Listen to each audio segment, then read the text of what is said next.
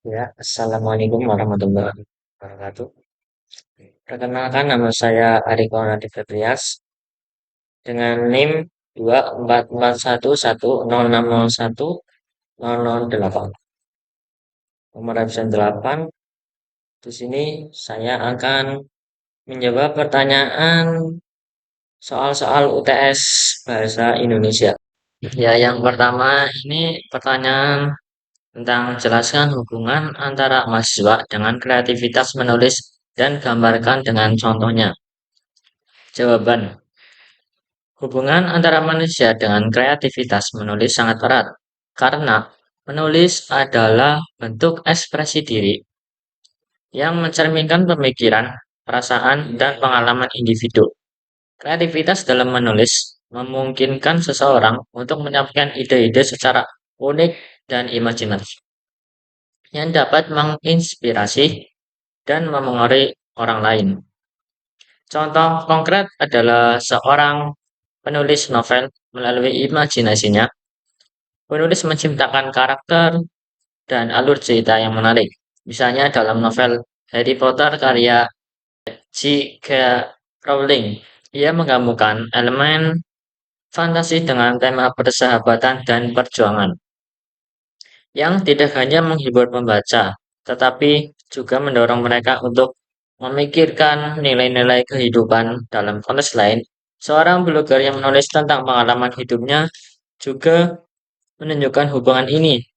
Kreativitas menulis juga penting dalam bidang lain seperti bisnis atau ilmu sosial. Mahasiswa mungkin perlu menulis proposal proyek yang tidak hanya informatif, tetapi juga menarik perhatian pembaca. Dengan mengintegrasikan elemen naratif atau data visual, mereka dapat menyajikan ide-ide mereka dengan cara yang lebih menarik. Ya, lanjut pertanyaan yang kedua.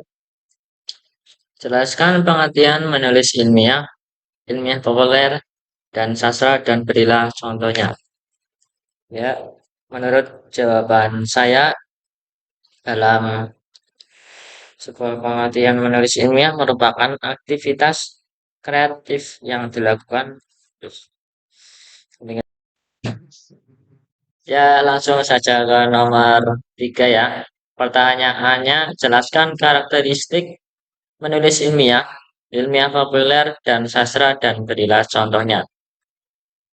Langsung saja jawaban yang pertama, karakteristik menulis ilmiah, yaitu tulisan bersifat objektif karena fenomena sebagai data ditulis secara objektif berdasarkan sudut pandang ilmu pengetahuan tertentu dan penulisannya dengan menggunakan kaidah-kaidah ilmiah.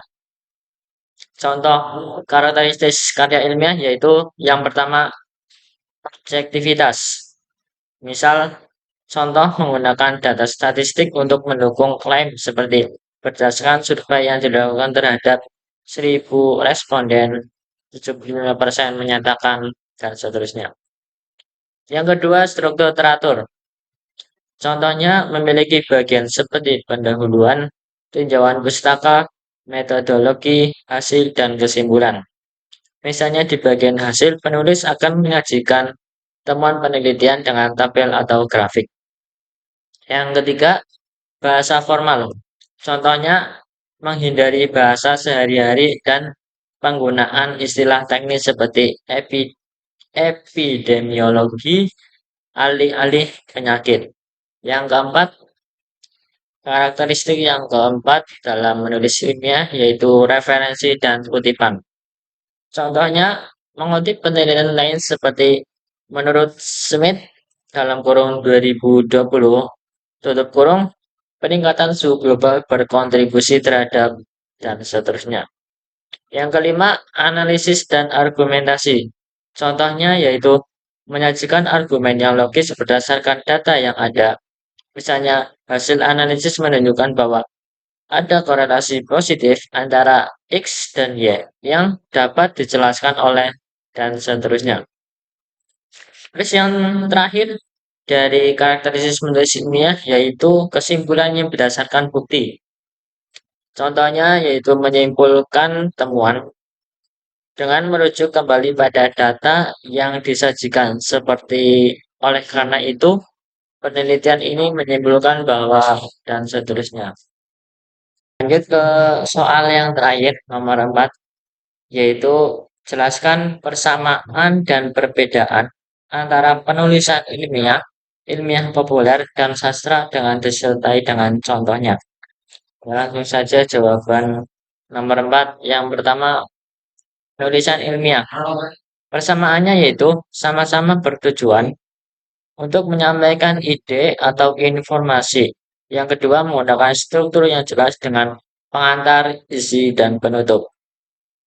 Perbedaannya yaitu yang pertama dari segi bahasa. Bahasa penulisan ilmiah menggunakan bahasa formal, lugas, dan teknis. Setiap pernyataan harus didukung dengan data, fakta, atau penelitian yang dapat diverifikasi. Yang kedua dari segi tujuan. Berbeda dengan yang lain, penulisan ilmiah menyampaikan hasil penelitian atau temuan ilmiah secara objektif kepada pembaca yang berpengetahuan di bidang tersebut. Misalnya akademisi.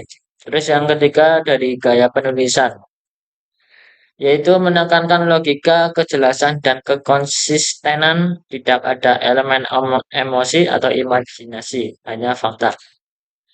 Contohnya yaitu artikel jurnal penelitian yang berjudul The Effect of Climate Change on Machine Biodiversity in Southeast Asia. Bisa saya jawab dari pertanyaan tentang soal-soal UTS Indonesia. Ada kekurangannya itu asli dari kami, dari saya sendiri, dan misal ada bagusnya silakan kawan-kawan bisa diambil. Ya, sekian dari saya awal sampai akhir, banyak kesalahan. Mohon maaf yang sebesar-besarnya. Wassalamualaikum warahmatullahi wabarakatuh.